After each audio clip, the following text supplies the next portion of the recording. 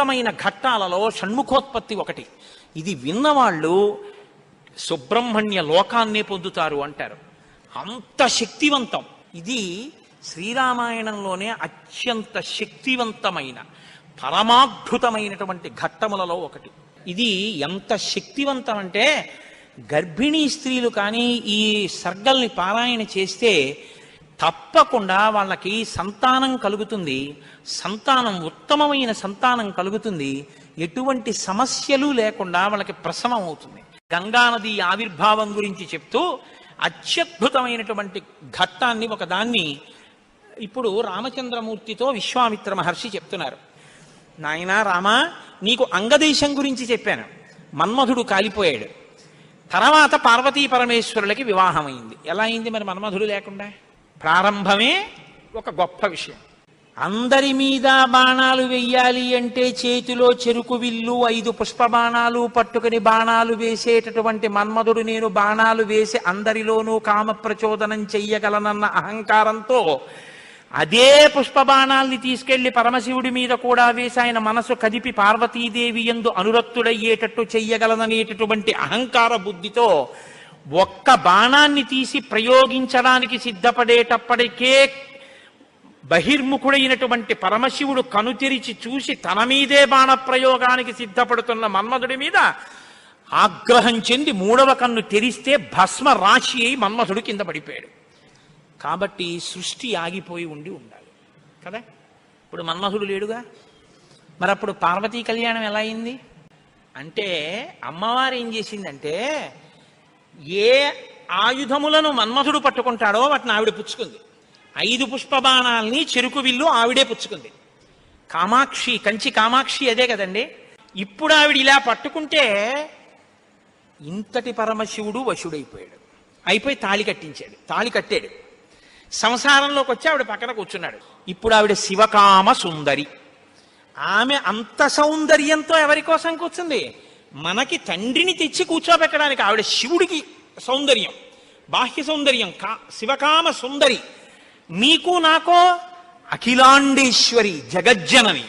ఈ లోకానికంతటికీ తల్లిదండ్రులైన పార్వతీ పరమేశ్వరుల్లో అమ్మ సౌందర్యం పరమశివుడి కొరకు, అమ్మ యొక్క అంత సౌందర్యం అమ్మతనం మన కొరకు.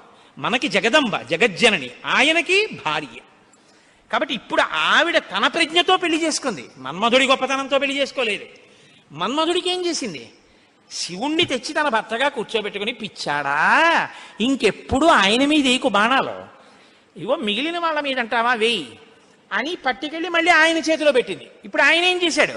శరీరం లేదు కానీ మునులను కూడా మోహపెడుతున్నాడు. ఎందుకు పెట్టగలుగుతున్నాడు? అమ్మ తన కడగంటి చూపుతో ఇలా చూసి వేయి బాణాలు పర్వాలేదు, లోకం మీద వెయ్యండి అంటే అదేమిటండి మన అలా పాడు చేసేయడం ఏమిటండి అని మీరు అనుకోకండి. అమ్మవారు ఆ శక్తి మన్మధుడికి ఎందుకు ఇచ్చింది అంటే మనం పితృరుణం తీర్చుకోవడానికి. తండ్రి రుణం తీరాలంటే మనం సంతానాన్ని కనాలి, అందుకిచ్చింది. కాబట్టి ఇప్పుడు వివాహమైనటువంటి పార్వతీ పరమేశ్వరులు ఏకాంతంలో విహరిస్తున్నారు. వాళ్ళిద్దరూ అలా క్రీడించడం మొదలుపెట్టి 100 దివ్య సంవత్సరాలు పూర్తయిపోయాయి. వాళ్ళిద్దరూ ఏకాంతంలోంచి బయటికి రాలేదు, వాళ్ళకి బిడ్డ పుట్టలేదు. దేవతలందరూ కలుసుకున్నారు. పార్వతీ పరమేశ్వరులు ఇద్దరూ కనపట్టలేదంటే కొత్తగా పెళ్ళయింది కదా, 100 దివ్య సంవత్సరాల నుంచి విహారం చేస్తున్నారు. ఒక చిత్రమైనటువంటి ఆలోచన వచ్చింది వాళ్ళకి. ఊరే అసలు పార్వతీదేవే శక్తి స్వరూపిణి, పరమశివుడు తేజపుంజం మహానుభావుడు. ఇప్పుడు వాళ్ళిద్దరి యొక్క శుక్రశోణితములు కలిస్తే, తేజస్సులు కలిస్తే ఈ లోకంలోకి ఒక కొత్త ప్రాణి వస్తే అసలు అటువంటి భూతమును అంటే అటువంటి ప్రాణిని మనం చూడడం కుదురుతుందా? అది ఎంత తేజోవంతంగా ఉంటుంది? ఎవరు వహిస్తారు ఆ భూతాన్ని? ఎవరు చూడగలరు ఆ ప్రాణిని? కాబట్టి మనం పరమశివుణ్ణి వెళ్ళి అడుగుదాం, మీరు రతిక్రీడ విరమించి బిడ్డల్ని కనద్దు అని అడుగుదాం అన్నారు. అయితే మీరు నన్ను మాట అడగచ్చు, ఏమండి బుద్ధి ఉందా అసలు ఈ మాట? వాళ్ళు అన్నారనుకోండి, మీరు ఎలా చెప్పారండి అని అడుగుతారు నన్ను. అసలు దేవతలకు ఎందుకండి ఈ వ్యవహారం? వాళ్ళు అలా ఎందుకు అనాలి? అలా అంటే మాత్రం దాన్ని మేము ఎలా అంగీకరించగలం ఈ విషయాన్ని? మీరు కంగారు పడిపోకుండా ఉండండి, నేను తర్వాత చెప్తాను ఎందుకు వస్తుందో. కాబట్టి ఇప్పుడు వాళ్ళందరూ కలిసి ఓ సమావేశం పెట్టుకున్నారు. నిజమే అంటే నిజమే. అందరూ కలిసి కైలాసానికి వెళ్ళారు. బయట నించుని పెద్ద కేకేశారు. ఏమని? ఓ దేవదేవ మహాదేవ, లోకమునకంతటికి రక్షించవలసిన వాడా అని కేకేశారు. వీళ్ళకి ఏం ఉపద్రవం వచ్చిందో అని ఆయన బయటకు వచ్చారు. ఆయన్ని చూడగానే వీళ్ళందరూ నేల మీద పడి నమస్కారం చేశారు. మహానుభావా, నీవు పార్వతీదేవితో కలిసి ఏకాంతంలో దివ్యక్రీడను అనుభవిస్తున్నావు. మీ ఇద్దరికి బిడ్డ పుడితే దుస్సహం, మేము తట్టుకోలేం. అందుకని నీ తేజస్సుని నీ తేజస్సులోకి అణిచేసేయి, ఆమెని ఆమె తేజస్సుని ఆమె తేజస్సులో అణిచివేయమను. మీ ఇద్దరూ ఒకరి పట్ల ఒకరు ఇటువంటి ఆభిముఖ్యం పొందకుండా తపస్సు చేసుకుంటూ కూర్చోండి అన్నారు. ఎంత అక్కర్లేని విషయం అంటే ఇది. అంటే ఆయన అన్నాడు, తండ్రితనం అండి, తప్పకుండా మీకు అలాంటి ఇబ్బంది ఉంటుందంటే నేను ఇటువంటి భూతమును సృష్టించాను, అలాగే వెళ్ళిపోతాను. కానీ ఇప్పటికే చాలా కాలంగా పార్వతీదేవితో నేను క్రీడించి ఉన్న కారణం చేత నా రేతస్థానం నుంచి తేజస్సు కదిలిపోయింది. ఇప్పుడు కదిలిపోయిన తేజస్సు పడిపోతుంది. నేను పార్వతీదేవి యందు వదిలిపెట్టద్దని మీరు అంటున్నారు. మరి నేను నా తేజస్సుని ఎక్కడ విడిచిపెట్టను, ఎవరు భరిస్తారు చెప్పండి అన్నారు. భరించడం అనేటప్పటికీ వాళ్ళు ఎవరు గుర్తొచ్చారో తెలుసా అండి? భూమి గుర్తొచ్చింది. అన్నీ ఆవిడేగా భరిస్తుంది, పాపం ఆవిడే భరించాలి. అందుకని వాళ్ళందరూ కలిసి ముక్తకంఠంతో భూమిని చూపించారు. చూపించి ఈ భూమి భరిస్తుంది, దీని మీద వదిలేసేయండి. భూమి ఏమనాలి? అదేమిటయ్యా, ఆయన భార్య యందు ప్రవేశపెట్టబడవలసినటువంటి శివతేజస్సు నా మీద ఎలా విడిచిపెడతాడు? నేనెలా స్వీకరిస్తాను? భూకాంత, ఆమె స్త్రీ, భూదేవి నాలోకి ఎలా ప్రవేశిస్తుంది? శివవీర్యం దోషం అవుతుంది కదా, నేను పుచ్చుకోననాలి. ఆవిడ సంతోషించింది. శివవీర్యం నాలో ప్రవేశించడం అంటే అదృష్టం కదా అనుకుని తప్పకుండా పుచ్చుకుంటానని అనేటప్పటికీ పరమశివుడు ఏం చేశాడంటే ఆయన తేజస్సుని భూమి మీద వదిలిపెట్టేశాడు. అది ఉత్తర క్షణం భూమి అంతటా పాకేసింది. పాకేసి పర్వతాల్లో, నదుల్లో, సముద్రాల్లో, చెట్లలో పరివ్యాప్తమైతే ఆ తేజస్సు యొక్క స్థితిని భూమి తట్టుకోలేకపోయింది. తట్టుకోలేక పెద్ద పెద్ద కేకలేసింది ఆవిడ. నా ఒళ్ళు మండిపోతోంది, దగ్ధమైపోతోంది నా శరీరం అంతా, శివవీర్యాన్ని నేను భరించలేకపోతున్నాను, దాని శక్తి నేను తట్టుకోలేకపోతున్నాను, కాబట్టి నేను విడిచిపెట్టేస్తాను, నాలోకి వచ్చిన వీర్యాన్ని దేనిలోకి విడిచిపెట్టను అని అడిగింది ఆవిడ. ఇప్పుడు దేవతలందరూ ఒకరి మొహాల్లో ఒకళ్ళు చూసుకుని అన్నారు, ఒళ్ళు మండిపోతోంది తట్టుకోలేనన్నావు కాబట్టి ఎవడు మండిస్తాడో వాడిలో వదిలేయన్నారు. అంటే అగ్నిహోత్రులో వదిలేయమన్నారు. అంటే ఇప్పుడు ఆవిడేం చేసింది? తనలో పడినటువంటి శివవీర్యాన్ని అగ్నిహోత్రుల్లోకి వదిలిపెట్టేసింది. ఇదంతా రెప్పపాటు కాలంలో జరిగిపోయింది. పెద్ద పెద్ద అరుపులు, కేకలు, ప్రార్థనలు, హడావిడి. బయటికి వెళ్ళిన శివుడు లోపలికి రాలేదు. అమ్మవారికి అనుమానం వచ్చింది, ఏం జరిగింది అని. పార్వతీదేవి బయటికి వచ్చింది. బయటికి వచ్చి ఏం జరిగిందని అడిగింది. మేమందరం ఇలా ప్రార్థన చేశామమ్మా, మీ ఆయన తేజస్సు భూమిలోకి విడిచిపెట్టాడు, భూమి తట్టుకోలేక అగ్నిలోకి విడిచిపెట్టింది అంది. మీ ఇద్దరికీ సంతానం కలగకుండా తపస్సు చేసుకోమని కోరిక కోరామమ్మా అన్నారు. ఆవిడంది, ఏ ఆడదైనా అమ్మ కావద్దంటే ఒప్పుకుంటుందండి? ఎర్రబడిన కళ్ళతో అమ్మవారంది, అక్కరలేని విషయంలో జోక్యం చేసుకున్నారు. మీరు చెప్పకూడని మాట చెప్పారు, నన్ను తల్లిని కావద్దు అని శాసించారు, నాకు బిడ్డలు పుట్టకూడదు అని వరం అడిగారు, నాయందు ప్రవేశపెట్టబడవలసినటువంటి శివవీర్యాన్ని భూకాంత యందు ప్రవేశపెట్టారు. కాబట్టి నేను మీకు శాపం ఇస్తున్నాను, ఇక నుంచి మీ భార్యల వలన మీకిక సంతానము కలగకుండుగాక, ఇక నుంచి దేవతలకి సంతానం ఉండదు అంది. అందుకని ఏమంటే ఎప్పుడూ 33 కోట్లైనా ఇంకా పిల్లలు మనవలు ఉండరా అంటే ఉండరు. పార్వతీదేవి శాపం ఆగిపోయింది దేవతల యొక్క సంతానం. ఇప్పుడు ఆవిడ భూమి వంక తిరిగింది. నువ్వు స్త్రీవి కదా, నా భర్త యొక్క తేజస్సుని నేను పట్టవలసింది నువ్వెలా పట్టుకున్నావు, నువ్వెలా స్వీకరించావు నా భర్త తేజస్సుని? ఆవిడ్ని శపించింది. నువ్వు ఒక్క రూపంతో ఉండవు, భూమి అని పిలవబడినా నీకు అనేకమైనటువంటి స్థితి కలుగుతుంది. ఒక చోట చౌటు నేల, ఒక చోట నల్ల నేల, ఒక చోట ఎడారి, ఒక చోట పంట పండే నేల. ఇలా నువ్వు రకరకాలుగా అయిపోతావు. అంతేకాదు, బహుభార్య భవిష్యసి, నీకు ఒక్క భర్త ఉండడు. నీ భర్త కానివాడి వీర్యం నువ్వు పుచ్చుకున్నావుగా, నీకు ఇంకా ఎంతమంది భర్తలో లెక్కుండరు. అందుకే రాజ్యాన్ని పాలించిన వాడందరూ భూమిపతులే. ఎంతమంది ఆవిడికి భర్తలు లెక్కలేదు. కారణం ఏమిటంటే పార్వతీదేవి శాపం. ఏ ఆడదైనా కోరుకునేది ఏమిటంటే భర్త వలన కొడుకుని కనాలి, ఆ కొడుకు పేరు ప్రఖ్యాతులు తేవాలి, తల్లి సంతోషించేటట్టు ప్రవర్తించాలని కోరుకుంటాడు. ఏ తల్లి ఈ లోకంలో ఏ ఒక్కటి సహించదో అది నీ యందు నిజమగుగాక. ఏ తల్లి అయినా ఏది సహించలేదు, ఎంత తప్పైనా సహిస్తుంది. కానీ అమ్మ వంక ఆడదాన్ని చూసినట్టు చూశాడు అనుకోండి కొడుకు, అమ్మ మాత్రం ఒక్కనాటికి క్షమించదు. ఇంకా అమ్మలో ఆడతనాన్ని చూడకూడదు. ఇంకంతకన్నా పవిత్రంగా మాట్లాడడం కష్టం, ఇంకంతకన్నా నేను దిగి మాట్లాడను. కాబట్టి అమ్మతనాన్నే చూడాలంటే కొడుకు.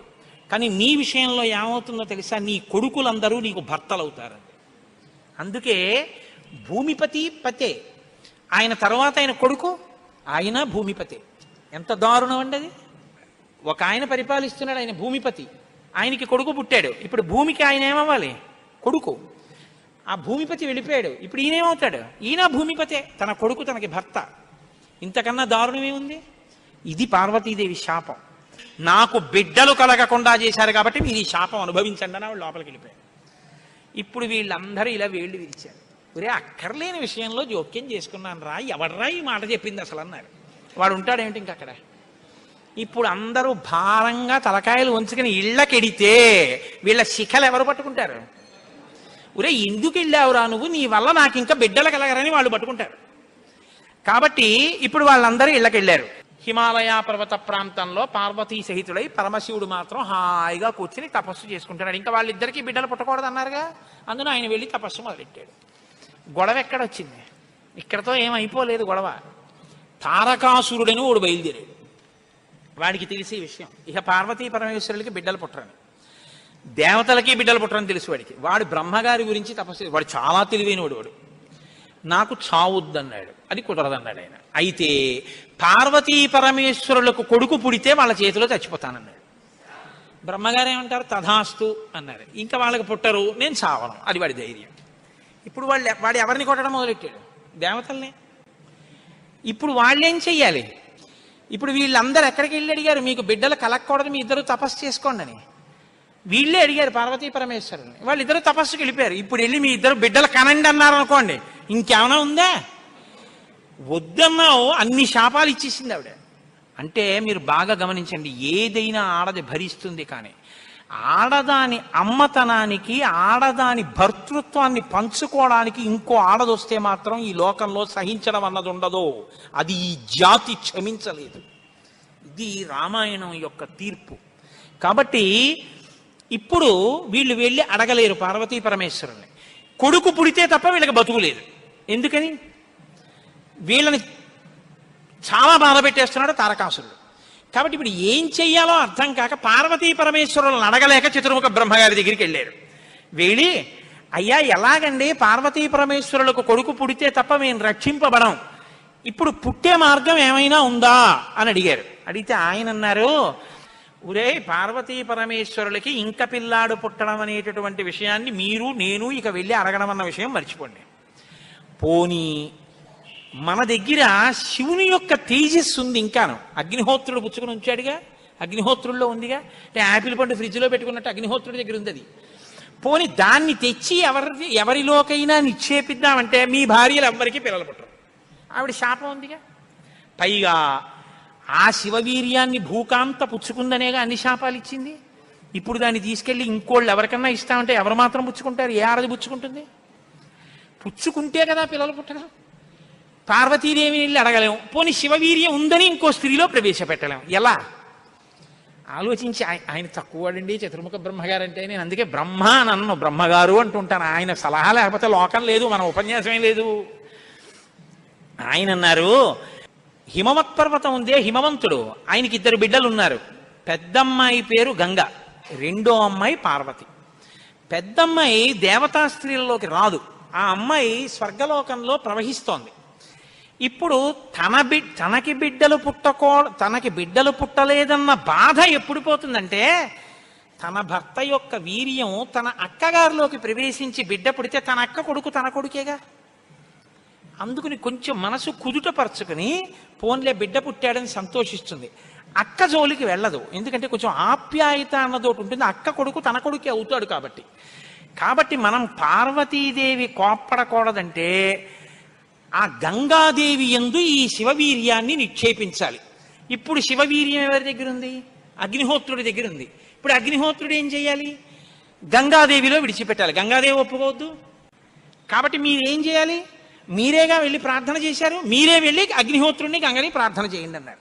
ఇప్పుడు గంగాదేవి దగ్గరికి వెళ్ళి అమ్మ ఏమనుకోవద్దు, శివవీర్యం అగ్నిహోత్రుడి దగ్గర ఉంది, నువ్వు అది బుచ్చుకో అంటే చీ నోర్ముయ్యి అంటే. అందుకని ఈ మాట ఎవరు చెప్పాలో ఒక్క పురుషుడు చెప్పాలి. పురుషులందరూ వెళ్ళి చెప్తే అసహ్యంగా ఉంటుంది. మీరు వెళ్ళి అగ్నికి చెప్పండి, అగ్ని వెళ్ళి ఆవిడికి చెప్తారని. ఎందుకంటే ఇంత ఇబ్బంది అంటే ఇది గట్టిగా చెప్పుకునేది కాదు, ప్రయత్నం చేస్తున్నారు. పార్వతీ పరమేశ్వరులకి పుత్రుడు కలిగేటట్టని తెలిస్తే చంపేవతలు పారేస్తాడు ఆయన తారకాసురుడు. అందుకని ఎవరికీ తెలియకుండా జరగాలి ఈ పని అంతాను. ఇప్పుడు వీళ్ళందరూ కలిసి అగ్నిహోత్రుడి దగ్గరికి వెళ్ళారు. అయ్యా ఎంత గొప్ప సలహా చెప్పావు, ఏదో ఓ కారు చీకటిలో కాంతిరేఖ, కఠినమైన సాక్ష్యానికి సూక్ష్మమైన రంధ్రం దొరికాయి, ఇక మేము అల్లుకుంటాం కథ అన్నారు. బ్రహ్మగారికి పూజ చేసి నమస్కారం చేసి బయలుదేరి అగ్నిహోత్రుడి దగ్గరికి వెళ్ళారు. వెళ్ళి ఆయనతో అన్నారు, ఇప్పుడు మాట్లాడడం కొంచెం జాగ్రత్తగా మాట్లాడడం మొదలెట్టారు. ఇది దేవకార్యం, ఏదో మేము సరదాగా నువ్వు పట్టుకెళ్ళి అక్కడ విడిచిపెట్టు ఇలాంటి మాటలు చెప్పడానికి రాలేదు. నీకు పిల్లలు పుడితే నాకెందుకు, పుట్టకపోతే నాకెందుకు, ఇలాంటి వాటిల్లో ఇక మేము జోక్యం చేసుకోం, బుద్ధి వచ్చింది మాకు. కాకపోతే ఇది దేవకార్యం. ఇప్పుడు ఈ పిల్లాడు పుట్టకపోతే వీపులు పగిలిపోతున్నాయి తారకాసురుడి వల్ల, అందుకుని పుట్టాలి పిల్లాడు. కాబట్టి నీలో ఉన్న శివ తేజస్సుని పట్టుకెళ్ళి గంగలో విడిచిపెట్టు. గంగ పుచ్చుకుంటే గంగకి కొడుకు పుడితే ఆ పిల్లవాడు పార్వతీ పరమేశ్వర పుత్రుడి కిందకు వస్తాడు. ఎందుకంటే పార్వతీదేవి అంగీకరిస్తుంది కాబట్టి. ఆ పిల్లవాడికి సేనానాయకత్వం ఇద్దాం, వాడు సేనాధిపతి అయితే వాడి చేతిలో తారకాసురుడు చచ్చిపోతాడు. అందుకని నువ్వు వెళ్ళి గంగను అడిగన్నారు. ఇప్పుడు పుచ్చుకునేటప్పుడు అప్రసన్నమైన మనస్సుతో ఆవిడ పుచ్చుకుంది అనుకోండి, ఇది ఎక్కడ చికాకు వచ్చిందిరా అని. అప్రసన్నమైన మనస్సుతో కానీ అలా పుచ్చుకుంటే తేజోవంతుడైన బిడ్డ సంభవించాడు. కాబట్టి ఆవిడ ప్రసన్నంగా పుచ్చుకోవాలి. అంటే ఆవిడ ప్రసన్నంగా పుచ్చుకోవడానికి యోగ్యమైన రీతిలో ఆవిడికి చెప్పాలి. కాబట్టి ఆయన వెళ్ళి చెప్పాడు అగ్నిహోత్రుడు, అమ్మా నువ్వు గర్భం ధరించాలమ్మా, ఆవిడ కన్య, భర్త లేడు. దేవతానాం ఇదం ప్రియం, అమ్మ దేవకార్యం ఇది, అందుకుని నిన్ను అడుగుతున్నాను తప్ప ఇంకో మాట అనుకో కుసుమా తల్లి. అందుకని ఆవిడ అర్థం చేసుకుంది, ఓహో ఇంతకన్నా ఇప్పుడు లోకాన్ని రక్షించడానికి మార్గం లేదు, కాబట్టి శివ తేజస్సుని నాలోకి తీసుకుంటాను. ప్రసన్నంగా తీసుకుంది అనడానికి గుర్తు దివ్యమైన రూపాన్ని ధరించి శివ తేజస్సుని తనలోకి తీసుకుంది. ఇప్పుడు వీళ్ళ బాగా గమనించండి, సుబ్రహ్మణ్యోత్పత్తి అంటే ఎటువంటిదో తెలుసా అండి? 33 కోట్ల మంది దేవతలు ఇలా ఎదురు చూస్తున్నారు.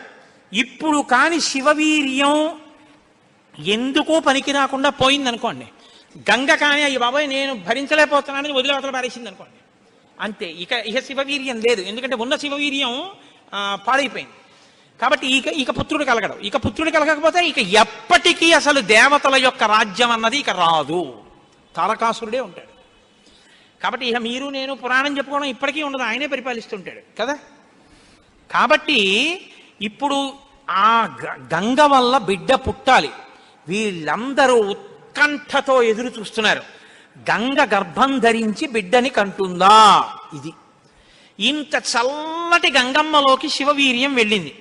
వెళ్ళగానే ఆవిడ ఇప్పుడు పెద్ద కేకేసింది, అయ్య బాబోయ్ ఈ శివవీర్యం యొక్క వేడికి నా నీరు ఉడికిపోతోంది, ఇప్పుడు నేను ఈ తేజస్సుని ఎక్కడ వదిలిపెట్టేను, నా సర్వాంగములు క్షోభించిపోతున్నాయంది ఆవిడ.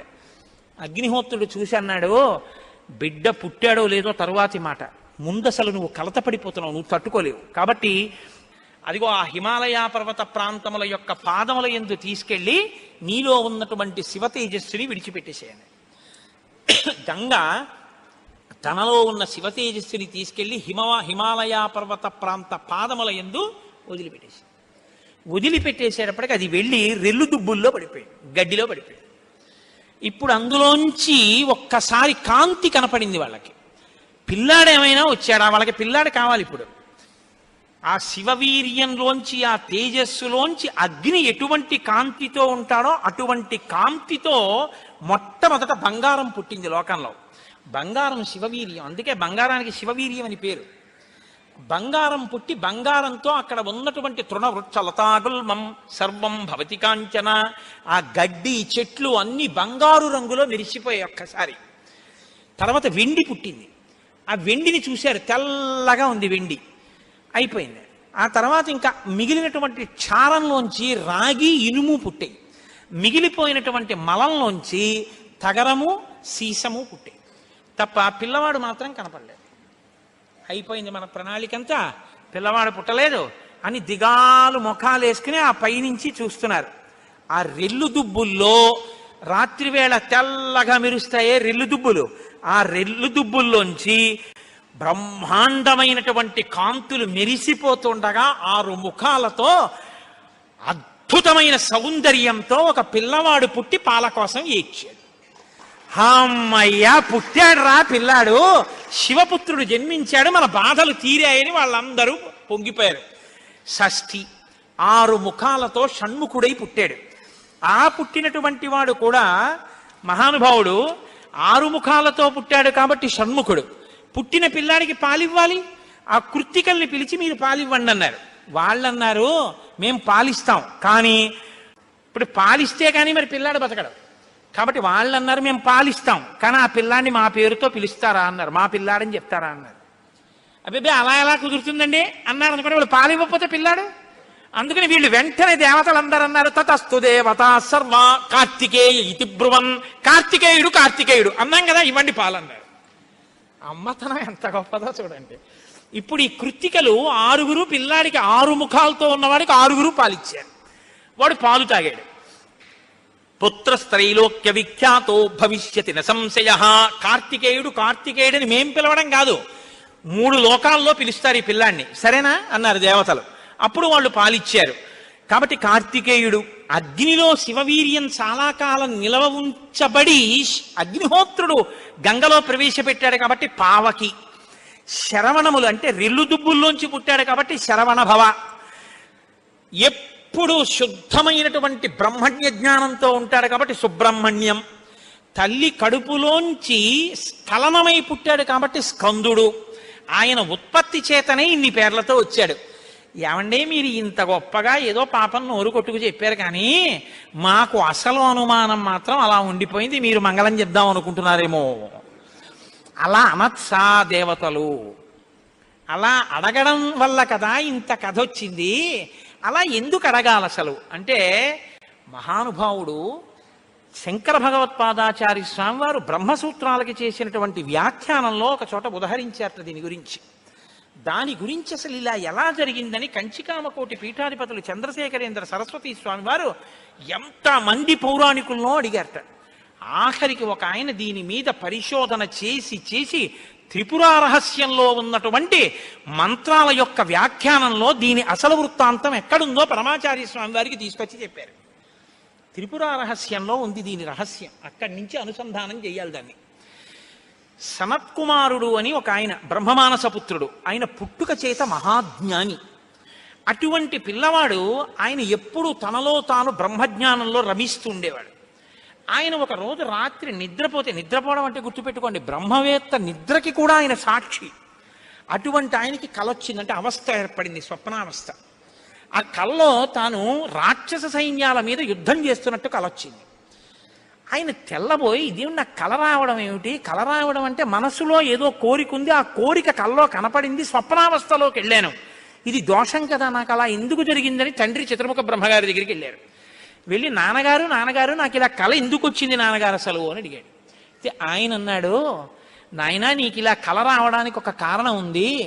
నువ్వు పూర్వజన్మలో వేదాన్ని నేర్చుకునేటప్పుడు వేదంలో దేవతల గురించి రాక్షసుల గురించి దేవదానవ యుద్ధాల గురించి చదివి ఈ రాక్షసులు ఎప్పుడు వేద ప్రమాణానికి వ్యతిరేకంగా ఎందుకు ఇలాంటి పనులు చేస్తుంటారు, వీళ్ళని పట్టుకుని చంపేయాలని వ్యగ్రత పొందావు. ఆ వ్యగ్రత జీవుణ్ణి పట్టుకుంది. అది ఈ జన్మలో బ్రహ్మవేత్తవైనా నీకు ఆ వాసన ఉండిపోయింది. అది ఇప్పుడు కలగా వచ్చింది. అది తీరాలంటే నువ్వు దేవసేనకి అధిపతివి కావాలి. నువ్వు దేవసేనకి అధిపతివై రాక్షసుల్ని సంహరిస్తే ఆ కోరిక తీరుతుంది. అంటే నాన్నగారు నేను దేవాసేనాపతిని కావలసిందే ఆయన అన్నాడు చతుర్ముఖ బ్రహ్మగారు. వచ్చేసారు ఆయన. తన అనుష్ఠానంలో తనున్నారు. ఈలోగా పరమశివుడు ఒక సంకల్పం చేశాడు. పరమశివుడికి ఒకప్పుడు కోరిక పుట్టిందిట. నేను ఇప్పటిదాకా అన్ని విషయాలు చెప్పడం కానీ నేను ఓడిపోయిందన్నది లేదు ఎవరి దగ్గర. ఓడిపోవడం అంటే బయట వాళ్ళ దగ్గర ఓడిపోతే బాగుండదుగా. ఓడిపోవడం అనేటటువంటిది కూడా మనిషి జీవితంలో సన్మానంగా ఎప్పుడు మారుతుంది? పుత్రాదిచ్చేత్ పరాజయం. తన కొడుకు చేతిలో తాను ఓడిపోవాలి.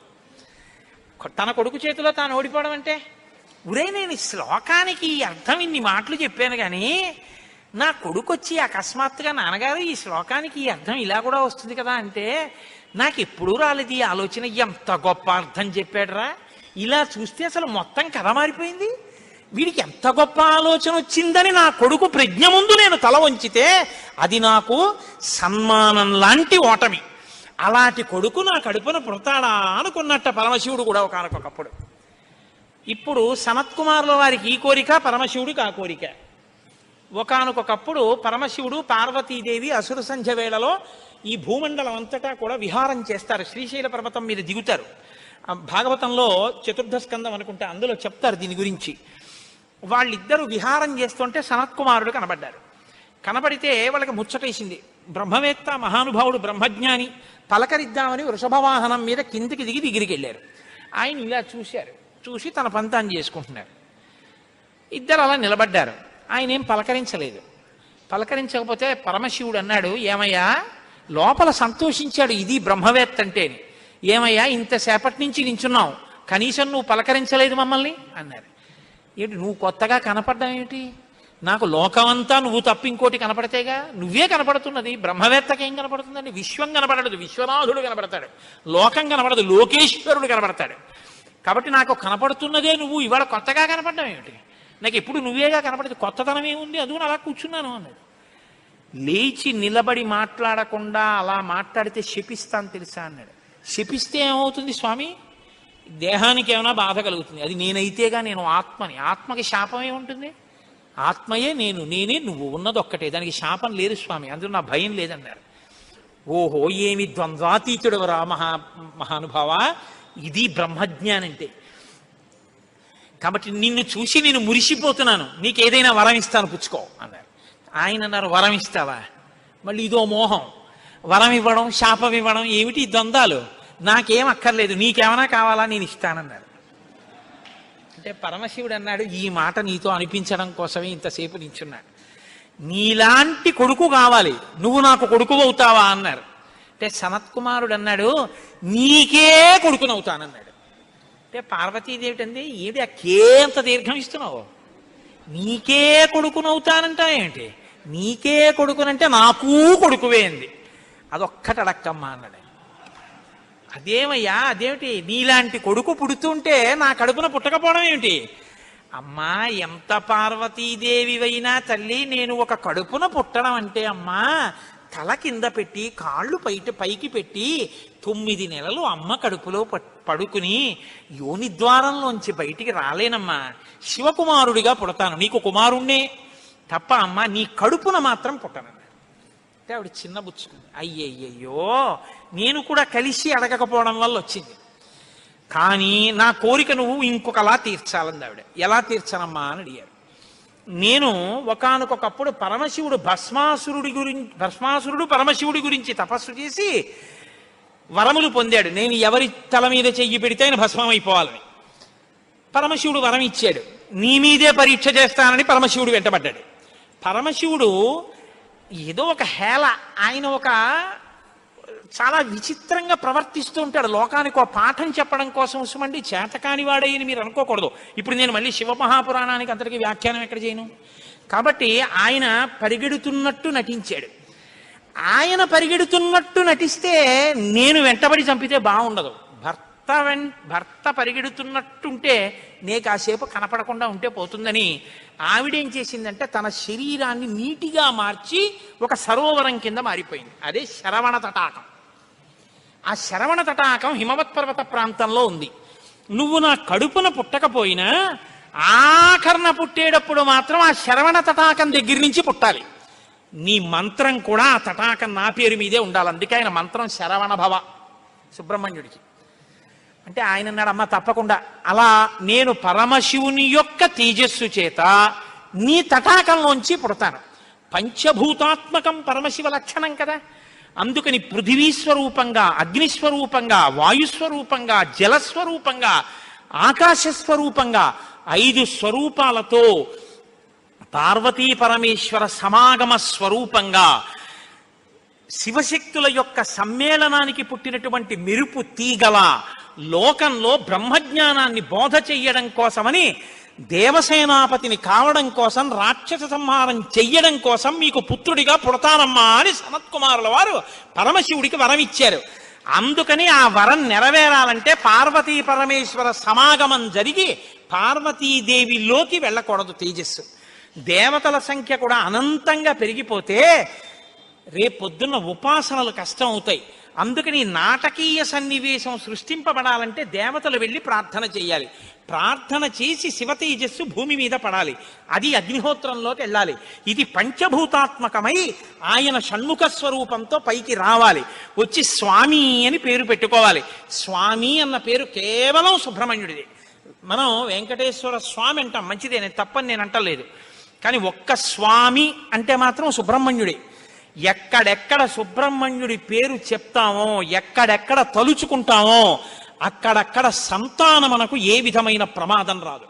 సుబ్రహ్మణ్యుడికి నమస్కారం చేస్తే కుజగ్రహ దోషం కూడా ఉపశమిస్తుంది. ఎక్కడెక్కడ షణ్ముఖుణ్ణి ఆరాధన చేస్తారో అక్కడ ఐశ్వర్యం పరిడవిల్లుతుంది. పక్కన ఉన్నటువంటి తమిళ దేశం, ద్రవిడ దేశంలో అంత ఐశ్వర్యం వచ్చింది, అన్ని పరిశ్రమలు వచ్చాయంటే కారణం ఏమిటో తెలుసా అండి? సుబ్రహ్మణ్యారాధన. వాళ్ళు విపరీతమైన సుబ్రహ్మణ్యారాధన చేస్తారు. సుబ్రహ్మణ్య ఆరాధనం చేసినా, షణ్ముఖుడికి ప్రదక్షిణం చేసినా, ఆయనకి నమస్కారం చేసినా జ్ఞానము, ఐశ్వర్యము, సంతానమునకు క్షేమము, ఆయువు, ఆరోగ్యము అన్నీ కలుగుతాయి. అంత శక్తివంతమైనటువంటి సర్గ ఈ షణ్ముఖోత్పత్తి సర్గ. ఈ షణ్ముఖోత్పత్తి గురించి చెప్పిన తర్వాత, అందుకే షణ్ముఖుడికి ఉన్న గొప్పతనం ఏమిటో తెలుసా అండి? ఆయనకి ఒక గొప్ప విజయాన్ని సాధించాడు షణ్ముఖుడు ఒక్కడే. శైవ వైష్ణవాలు రెండూ కూడా వియ్యవందేట్టు చేశాడు. శ్రీవల్లి, దేవసేన ఇద్దరు శ్రీ మహావిష్ణువు యొక్క కుమార్తెలు. ఆయన మేనల్లుడు కదండి, మరి ఏదో పండగ సెలవులకు ఇంటికి వచ్చాడు. ఇంటికి వస్తే లక్ష్మీదేవి ఆయన్ని చూసి అందిట, మురుగన్ అంది. మురుగన్ అంటే మేనల్లుడు అని. మరుమగన్ అన్నట్టు విష్ణువు. మరుమగన్ అంటే చాలా అందగాడు అన్నట్టు. ఇద్దరు అలా అనుకోవడం ఎందుకో తెలుసా అండి? మన పిల్లలకు బాగుంటాడు. వల్లి, దేవసేన ఇద్దరిని ఇచ్చి సుబ్రహ్మణ్యేశ్వర స్వామి వారికి కళ్యాణం చేశారు. వల్లి, దేవసేన ఇద్దరిని తనకి భార్యలుగా చేసుకున్నాడు కాబట్టి శైవ వైష్ణవాలు రెండు సుబ్రహ్మణ్యుడి వల్లే వియ్యం ఉంది. అంతటి మహానుభావుడు ఆయన. మహాజ్ఞాని, యుక్తకేశుడై గుండుతో గోచి పెట్టుకుని నిలబడి ఉంటాడు. అందుకే సుబ్రహ్మణ్య క్షేత్రాల్లో స్వామి వలయలో అలా నిలబడి ఉంటాడు. ఆయన ప్రణవానికి అర్థం చెప్తే పరమశివుడంతటి వాడు తెల్లబోయి, ఎంత గొప్పగా చెప్పావురా అన్నట్టు. నాన్నగారు అలా అంటే కుదరదు, ఇది ప్రణవ రహస్యోపదేశం కదా, మీరు కూడా మడి కట్టుకుని వచ్చి శిష్యుడిగా కూర్చోండి చెప్తానన్నట్టు. ఒరే ఎంత బాగా చెప్పావురా అని వచ్చి కూర్చుని విన్నట్ట. శివుడంతటి వాడు ఇంత బాగా చెప్పగలిగిన కొడుకు పుట్టాలని కదా కోరుకున్నాడు. ఆత్మాదిచ్చేత్ పుత్రాదిచ్చేత్ పరాజయం. తండ్రి గారికి ఆ కోరిక తీరిందటువంటి బ్రహ్మజ్ఞాని పుట్టాడు. ఆయనే తరువాతి కాలంలో కేవలం పాలు తాగి పెద్దవాడైపోయాడు అంతే. అయిపోగానే ఆయన్ని దేవసేనకి తీసుకొచ్చి పట్టాభిషేకం చేసేశారు. సేనాధిపతి అయిపోయాడు. తారకాసుర సంహారం చేశాడు. దేవతలందరూ సంతోషించారు. అమ్మ అందమంతా మూర్తీభవించి ఉంటుంది. అందుకే ఇంతంత బుగ్గలు, ఎర్రటి మనిషి, ఆహారాలు, చిన్న పట్టుబట్ట, ఎప్పుడు అమ్మ శక్తి అంతా చేతిలో శూలంగా పట్టుకుని ఆ కుక్కుట ధ్వజం, ఆ నెమలి మీద కూర్చుంటే ముద్దులు మూట కడుతూ ఎంత అందంగా ఉంటాడో. అందుకే సుబ్రహ్మణ్యేశ్వర స్వామి వారి యొక్క మూర్తి వంక అదే పనిగా చూసినా కూడా సత్సంతానం కలుగుతుంది. అంతటి మహానుభావుడు సుబ్రహ్మణ్యుడు. ప్రత్యేకించి ఏ కారణం చేతనైనా గర్భం నిలవక బాధపడుతున్న వాళ్ళు, గర్భిణి అయినప్పటికీ కడుపున ఎటువంటి బిడ్డలు పుడతారో తెలియని వాళ్ళు, వాళ్ళ ఆయుర్దాయం బాగుండాలనుకున్న వాళ్ళు, సంతానం క్షేమంగా వృద్ధిలోకి రావాలనుకున్న వాళ్ళు రామాయణాంతర్గతమైన షణ్ముఖోత్పత్తిని విని తీరాలి. ఇది చెప్పడం కోసమే వాల్మీకి మహర్షి ఫలశ్రుతి చెప్తూ ఓ మాట చెప్పారు.